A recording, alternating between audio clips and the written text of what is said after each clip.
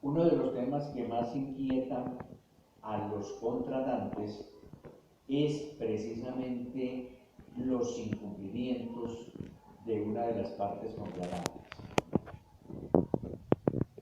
Según el artículo 1608 del Código Civil, 1602, perdón, del Código Civil, todo contrato legalmente celebrado es una ley para los contratantes y no puede ser invalidado sino por su consentimiento mutuo o por causas legales.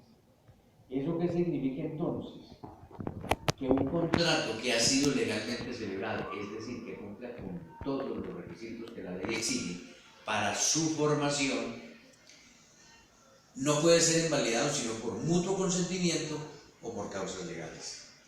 Y generalmente por mutuo consentimiento, pues las partes se ponen de acuerdo para dar por terminadas las obligaciones recíprocas que generalmente salen de los contratos, porque en los contratos bilaterales generalmente hay obligaciones recíprocas. Bien, entonces ese contrato puede ser invalidado por mutuo acuerdo y no necesitan recurrir al juez. Pero si hay otra clase de invalidación, es decir, por causas legales, necesariamente debe recurrirse al juez. Cuando existen desacuerdos entre los contratantes respecto del cumplimiento de las obligaciones que se generan del contrato, ese problema inquieta a muchos. En esta oportunidad trataremos entonces del tema de la resolución del contrato por incumplimiento. La ley establece, y lo ha previsto de esa manera, en el artículo 1546 del Código Civil, que en los contratos bilaterales va envuelta la condición resolutoria en caso de no cumplirse por uno de los contratantes lo pactado. Pero en tal caso podrá el otro contratante pedir a su arbitrio o la resolución o el cumplimiento del contrato, y en ambos casos por indemnización de perjuicios. ¿Qué significa eso entonces?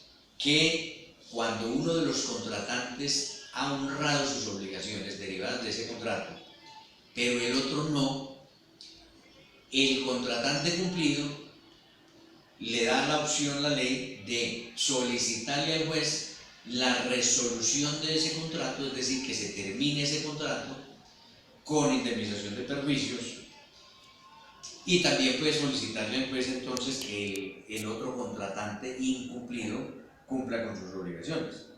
Entonces, de manera que esa cláusula es una condición resolutoria tácita, no necesita estar pactada en el contrato, porque, como lo dice el 1546, en los contratos bilaterales va envuelta la condición resolutoria.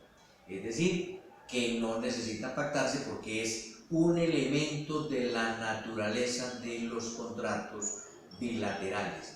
La condición resolutoria es un elemento de la naturaleza del contrato.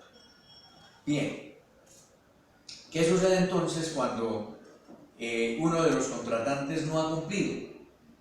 Que el contratante cumplido puede echar mano de esa cláusula y decirle al juez: señor juez, resuelva este contrato, es decir, haga de cuenta que no ha existido el contrato y ordene las restituciones mutuas, pero además condene al demandado a indemnizar los perjuicios que ha causado al contratante cumplido. Esa es una de las cláusulas bien importantes en los contratos bilaterales. Pero hay también confusión con relación al artículo 1536, y es relacionado con las obligaciones condicionales. Las obligaciones condicionales, y sobre todo la condición suspensiva y resolutoria establecida en el artículo 1546, que dice: la condición se llama suspensiva si, mientras no se cumple, suspende la adquisición de un derecho, y resolutoria cuando por su cumplimiento se extingue un derecho. Bien, la cláusula que estamos analizando de resolución de condición resolutoria tácita establecida en el artículo 1546. También puede ser expresa, es decir, los contratantes pueden expresarla y se llama entonces, es una condición que puede ser pactada por los contratantes expresamente. La que acabamos de leer es una condición resolutoria que va tácitamente, como decimos, que es de la naturaleza de los contratos. Cuando estamos hablando entonces de la condición, las obligaciones derivadas de los contratos, para poder ser exigibles, no pueden tener condiciones. Y por eso establece el artículo 1536, que esa condición se llama suspensiva si mientras no se cumple se suspende la adquisición de un derecho, y resolutoria cuando por su cumplimiento se extingue el derecho. Podríamos poner como ejemplo de condición suspensiva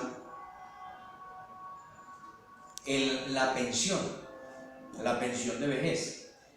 Las normas o el ordenamiento jurídico establece que una persona puede lograr la pensión dependiendo el número de semanas de cotización y la edad.